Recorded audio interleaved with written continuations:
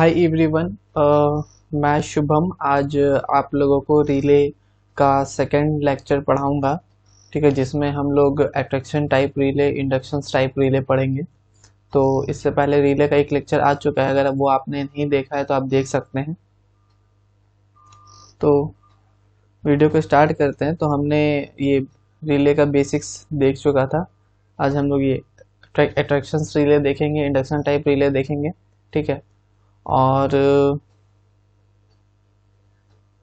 एक ये negative sequence relay. ठीक है, ये दोनों टॉपिक हम लोग आज कवर करेंगे।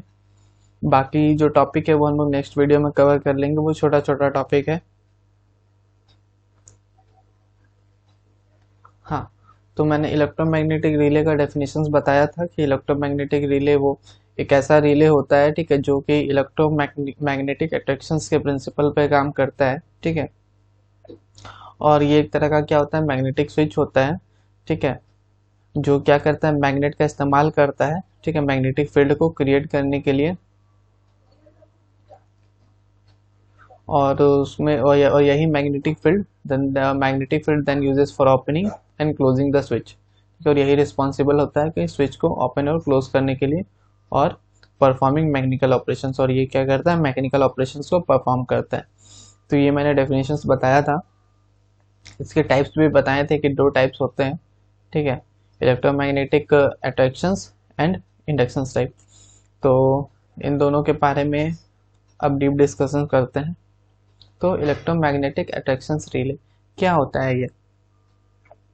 तो in this relay the armature is attracted to the pole of magnet. ठीक है, जो आर्मेचर जो होता है वो पोल ऑफ मैग्नेट से वो अट्रैक्ट होता है। The electromagnetic force exerted on the moving element is proportional to the square of the current। ठीक है, करंट थ्रू द कॉइल। तो इसमें मैं कुछ कुछ पॉइंट हाईलाइट कर देता हूँ। इलेक्ट्रोमैग्नेटिक फोर्स, ठीक है, मूविंग एलिमेंट।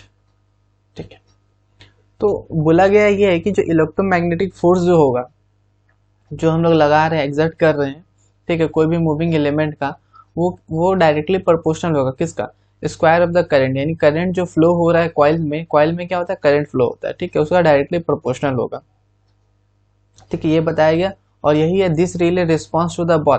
और ये रिले क्या होता है ना, एसी और डीसी दोनों में काम करता है। ठीक है, तो एसी क्वांटिटी के लिए जो इसका जो टॉप फोर्स यानी इलेक्ट्रोमैग्नेटिक फोर्स डेवलप होगा, यानी एफ ई। ठीक है, ये तो ये के क्या होता है ना, के यहाँ पे क्या होगा, कांस्टेंट हो जाएगा ये करंट। यानी मैंने अभी बताया था ये क्या, करंट का जो है डायरेक्टली प्रोपोर्शनल होगा इसका स्क्वायर का। ठीक है, और जब हम इसको आगे और फर्दर क्लासीफाई करेंगे, सिंप्लीफाई करेंगे, तो ये फार्मूला जो आता है 1/2 के आई स्क्वायर मैक्स। ठीक है, और minus I square max cos two omega t. ठीक है, तो ये फार्मूला आप याद करेंगे न्यूमेरिकल्स के लिए। The above equations show that electromagnetic relay consists of two component। तो ये दो इक्वेशंस को देख के हम लोग ये क्लासिफाई कर सकते हैं कि इलेक्ट्रोमैग्नेटिक रिले जो होता है इसमें दो कंपोनेंट्स होता है। ठीक है, ठीक है, one constant independent of time. ठीक है, एक जो होता है वो कांस्टेंट इंडिपेंडेंट ऑफ टाइम से के क्या होगा, इंडिपेंडेंट होगा। और जो अदर होगा अनदर डिपेंडेंट अपॉन टाइम। ठीक है, और अदर क्या होगा, डिपेंड होगा, टाइम से डिपेंड करेगा, और साथ साथ पल्सेटिंग एट डबल फ्रीक्वेंसी, और डबल फ्रीक्वेंसी में वो पल्सेटिंग होगा। ठीक है, the double supply frequency produce noise and hence damage the relay contact. पर होता क्या है ना, जो डबल सप्लाई फ्रीक्वेंसी होता है, ठीक है, वो क्या करता है, नॉइज प्रोड्यूस करता है, और क्या करता है, सिस्टम को अपना डैमेज करता है, यानी रिले कॉन्टेक्ट को डैमेज कर देता है। तो ये चीज़ था इलेक्ट्रोमैग्नेटिक अट्रैक्शन रिले का। और भी चीज़ देखते हैं। इलेक्ट्रोमैग्नेटिक अट्रैक्शन रिले में क्या है, the difficulty of double frequency supply is overcome. हम क्या कर सकते हैं, डबल फ्रीक्वेंसी सप्लाई को का जो डिफिकल्टी यानी जो उसमें प्रॉब्लम होता है उसको हम लोग कम कर सकते हैं। कैसे कम कर सकते हैं, by splitting the flux developing in the electromagnetic relay. Means जो भी इलेक्ट्रोमैग्नेटिक रिले में जो फ्लक्स डेवलप हो रहा है, ठीक है, उसको क्या करेंगे, स्प्लिट कर देंगे, तोड़ देंगे। तो ये कम कर सकते हैं। This flux were acting simultaneously but differ in time, ठीक है। ये फ्लक्स जो एक्ट करता है साइमल्टेनियसली करता है, ठीक है, पर वो क्या होता है ना, टाइम से अलग होता है, डिफरेंट होता है उसका टाइम फेज क्या होता है, अलग होता है, different in time phase. thus the resulting deflecting force is always positive and constant। और जो रिजल्टिंग हमें जो यानी जो एट लास्ट हमको रिजल्ट में जो डिफ्लेक्टिंग फोर्स मिलता है, ठीक है, वो क्या होता है, पॉजिटिव और कांस्टेंट होता है हमेशा। The splitting of fluxes is achieved by using the electromagnet, ठीक है, यानी जो हम लोग को जो स्प्लिट यानी फ्लक्स को जो हमको स्प्लिट करना है, अलग अलग करना है, इसको हम लोग कैसे अचीव कर सकते हैं, तो क्या कर सकते हैं, इलेक्ट्रोमैग्नेट से, by using the electromagnet having a phase shifting network और putting shading regions on the poles of electromagnet, ठीक है। तो ये भी बता दिया गया कि हम फ्लक्स को जो स्प्लिट करना है उसको कैसे कर सकते हैं, इलेक्ट्रोमैग्नेट से कर सकते हैं, जिसका जो फेज शिफ्टिंग जो नेटवर्क होगा, या तो फेज शिफ्टिंग नेटवर्क से, ठीक है, या तो फिर हम उसमें कुछ हमको पुट करना पड़ेगा, क्या पुट करना पड़ेगा, बाय पुटिंग शेडिंग रिंग्स, ठीक है, शेडिंग रिंग्स को हम लोग को पुट करना पड़ेगा, कहाँ पे, पोल्स ऑफ द इलेक्ट्रोमैग्नेट के पोल्स पे। The electromagnetic attraction relay is simplest type of relay, ये क्या होता है, एक सिंपलेस्ट टाइप ऑफ रिले है, विच इंक्लूड प्लंगर, इसमें क्या होता है, प्लंगर होता है, यानी प्लंगर को ही हम लोग सॉलिनॉइड भी बोलते हैं, या हिंग्ड आर्मेचर होता है, ठीक है, या फिर रोटेटिंग आर्मेचर जिसको हम लोग बैलेंस बोलते हैं, ठीक है, and moving iron polarized relay, ठीक है, या मूविंग आयरन पोलराइज्ड रिले। तो इतना चीज होता है, ठीक है। अब देखते हैं बैलेंस्ड बीम रिले क्या होता है। In such type of relay two quantities are compared, इसमें क्या होता है, दो क्वांटिटीज को हम लोग कंपेयर करते हैं, ठीक है, because of the electromagnetic force developed varies as the square of the ampere turn. क्यों करते हैं, क्योंकि जो इलेक्ट्रोमैग्नेटिक फोर्स जो डेवलप होता है, यानी जो इलेक्ट्रोमैग्नेटिक फोर्स डेवलप होता है, ठीक है, वो square of the ampere turn से वेरी करता है, ठीक है, जो एम्पियर टर्न का जो स्क्वायर होता है उससे वेरी करता है, ठीक है। इसीलिए इस रिले में क्या होता है, दो क्वांटिटी होता है और दोनों को कंपेयर करते हैं। कंपेयर का रीजन क्योंकि इसका जो स्क्वायर होता है वो एम्पियर टर्न से वेरी करता है। The ratio of an operating current for such relay is low, तो इसका जो रेशियो होगा, इस ओपनिंग करंट यानी ऑपरेटिंग करंट का जो रेशियो होगा इस टाइप का रिले का, वो क्या होगा, कम होगा, लो होगा।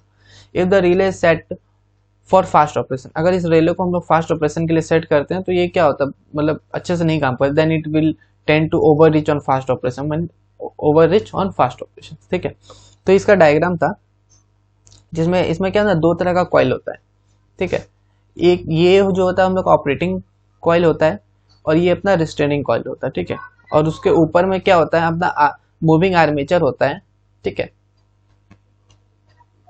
तो ये हो गया, एंड यहाँ पे क्या है ना, एक फिक्स कांटेक्ट भी होगा, ठीक है, और ये फिक्स कांटेक्ट का क्या काम होता है ना, कि सर्किट जो होगा उसको ट्रिप करने का, ऊपर में हम एक कांटेक्ट स्प्रिंग लगाते हैं, ठीक है।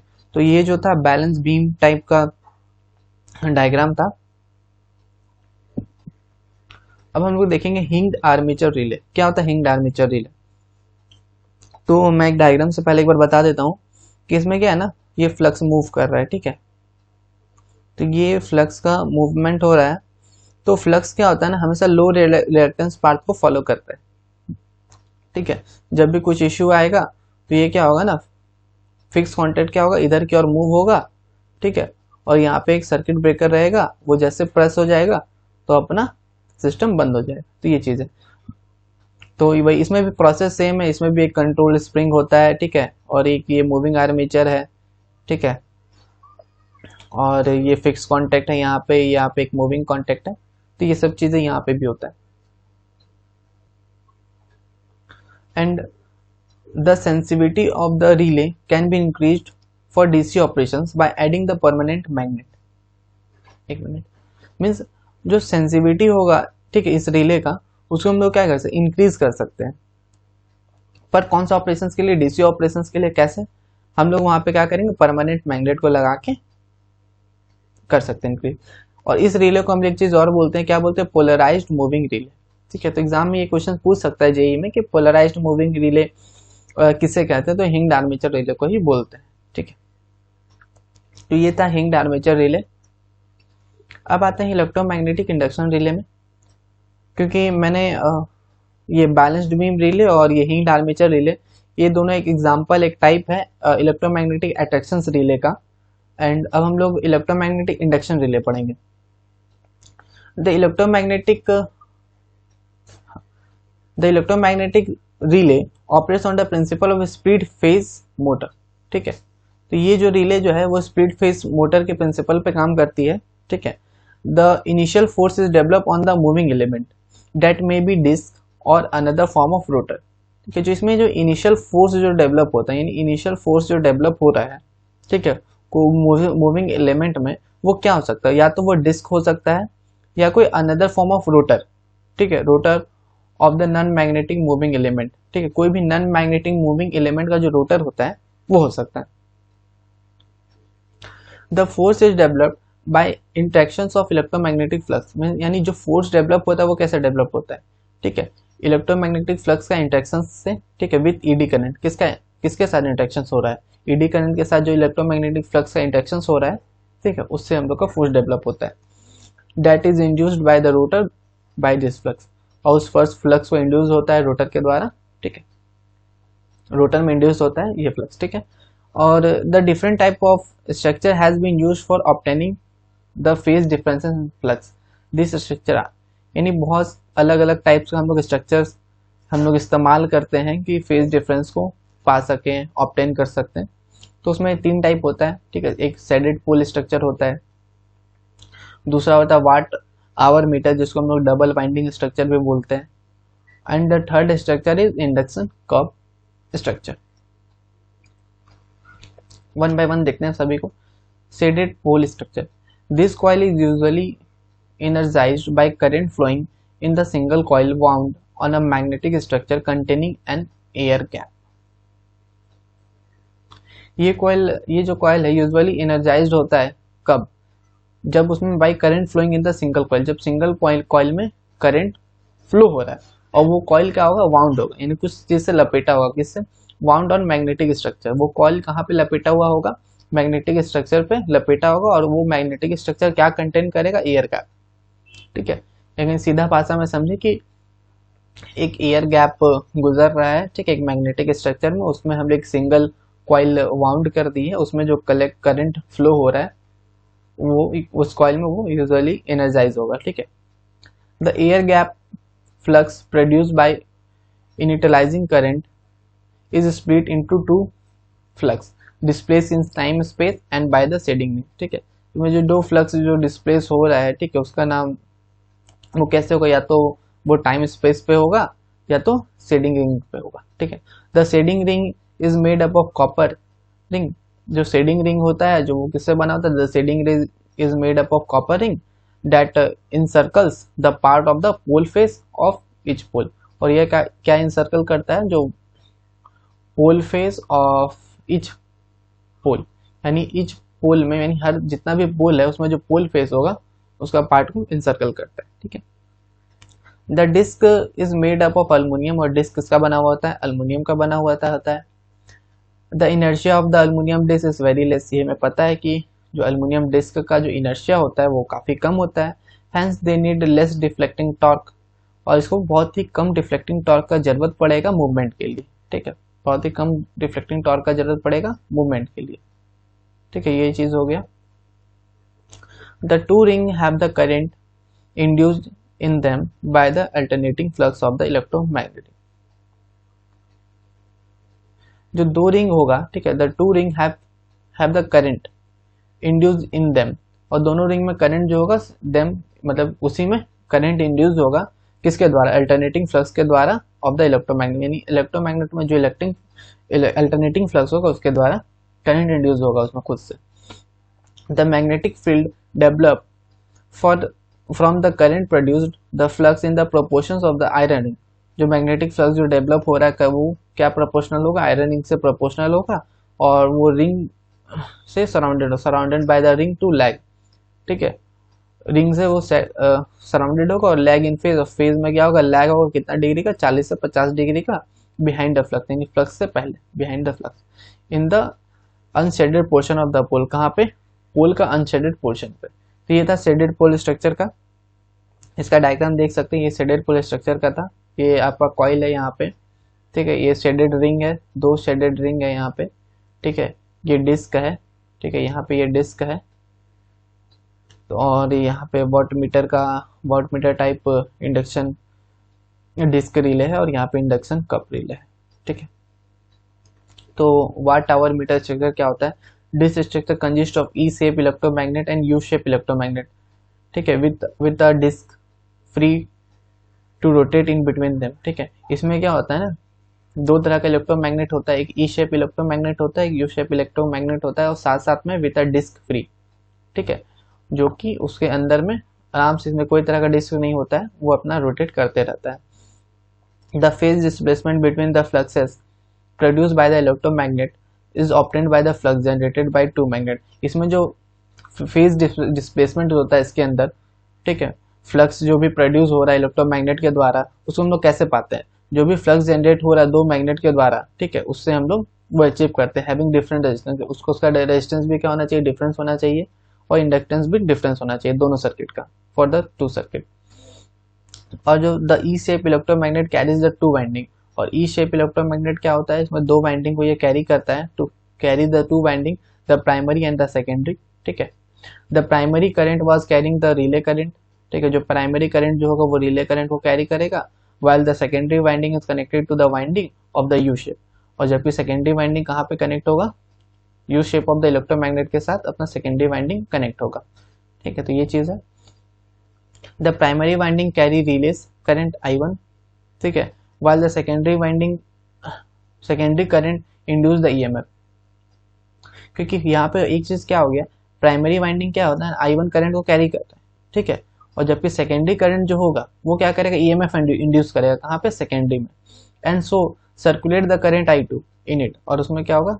I2 करंट को सर्कुलेट करने के लिए the flux φ1 induced in the E1 shade magnet, जो φ1 फ्लक्स है वो E1 शेड में इंड्यूस्ड होगा, and the flux φ induced in U shape magnet, और फ्लक्स φ जो होगा यू शेप मैग्नेट पे इंड्यूस होगा। This flux induced in upper and lower magnet, ठीक है, magnetic difference phase by angle theta, और इसमें जो डिफरेंस होगा वो थीटा एंगल का डिफरेंस होगा, while which will develop a driving torque on the disc proportions to, और ये किससे प्रोपोर्शन होगा? φ1 φ sin theta. The most important feature of the relay is that opening can control their operation or close the secondary winding circuit. इसमें मतलब बहुत important इसका feature ये है कि हम लोग ओपनिंग को हम लोग कंट्रोल, ओपनिंग कैन कंट्रोल, ठीक है, देयर ऑपरेशंस, और close the secondary winding circuit, और सेकेंडरी वाइंडिंग सर्किट को क्लोज करना, ठीक है। If the secondary winding is open, अगर सेकेंडरी वाइंडिंग अगर ओपन हो जाता है तो कोई भी तरह का टॉर्क डेवलप नहीं होगा, एंड दस relay can be made in operative, और उसके कारण रिले क्या हो जाता है? इन ऑपरेटिव बन जाता है। तो ये चीज था वाट आवर मीटर स्ट्रक्चर का। अब आता है इंडक्शन कप रिले का। This relay which work on the principle of electromagnetic induction is known as induction cup relay, यानी ऐसा रिले जो कि इलेक्ट्रोमैग्नेटिक इंडक्शन के प्रिंसिपल पे काम करेगी, उसको इंडक्शन कप रिले बोलते हैं। और इस रिले में भी क्या होता है? 2 और 2 से ज्यादा इलेक्ट्रोमैग्नेट होता है जो कि रिले कॉइल को एनर्जाइज करता है।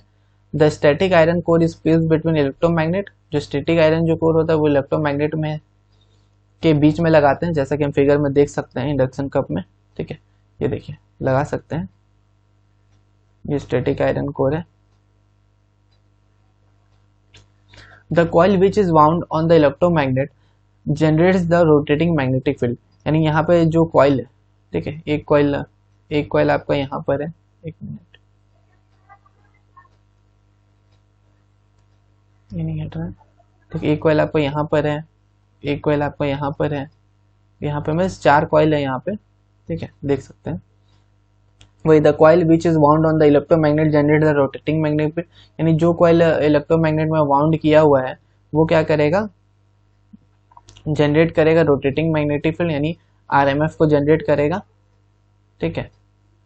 Because of the rotating magnetic field the current induced inside the cup, और क्योंकि जो RMF होता है ना, उसी के कारण जो करंट है कप के अंदर इंड्यूस्ड हो चुका है। Thus the cup start rotating, और इसके कारण कप क्या होता है? रोटेट करने लग जाता है। The direction of the rotation of the cup is same as that of current, यानी जो जैसा करंट का डायरेक्शन होगा वैसा ही कप का रोटेशन का डायरेक्शन होगा कप का। The more torque is produce in the induction cup relay. यहाँ पे क्या होता है ना, बहुत ज़्यादा ही टॉर्क प्रोड्यूस होता है किसके कंपैरिजन में, शेडेड और वाट मीटर टाइप रिले। तो ये चीज़ आप लिख सकते हैं कि जो शेडेड और वाट मीटर टाइप रिले होता है ना, उससे कंपैरिजन में इसमें क्या है ना, बहुत ज़्यादा ही टॉर्क डेवलप होता है। और ये रिले क्या होता है ना, बहुत इसका ऑपरेशन भी जो होता है यानी वर्किंग जो होता है बहुत ज़्यादा फास्ट है, ठीक है। और जबकि इसका क्या बोलते हैं ऑपरेटिंग टाइम बहुत ही कम है, यानी बहुत जल्दी ही काम करते हैं, यानी बहुत जल्दी एक्शंस में आता है। तो ये चीज़ था इंडक्शन कप रिले का, इसका तीनों का डायग्राम है। तो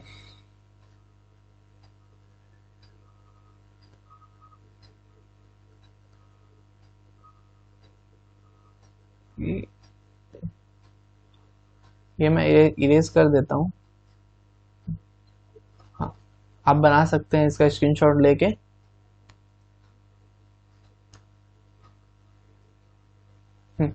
तो अब हमारा जो नेक्स्ट टॉपिक रहेगा वो रहेगा नेगेटिव सीक्वेंस रिले। क्या होता है नेगेटिव सीक्वेंस रिले, इसका डेफिनेशन देखते हैं। A relay which protect the electrical system from negative sequence component is called negative sequence relay, ठीक है। मीन्स एक ऐसा रिले जो कि प्रोटेक्ट करेगा इलेक्ट्रिकल सिस्टम को,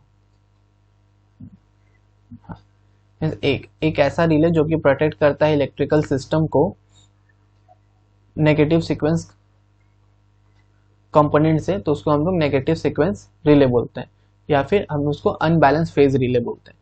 तो सिंपल डेफिनेशन है कि नेगेटिव सीक्वेंस रिले या फिर अनबैलेंस फेज रिले किसको कहते हैं, एक ऐसा रिले जो कि इलेक्ट्रिकल सिस्टम को प्रोटेक्ट करेगा नेगेटिव सीक्वेंस कंपोनेंट से, उसी को हम लोग बोलते हैं। The negative sequence relay protect the generator and the motor from unbalance load, यानी किसको प्रोटेक्ट कर रहा है, जनरेटर को कर रहा है प्रोटेक्ट,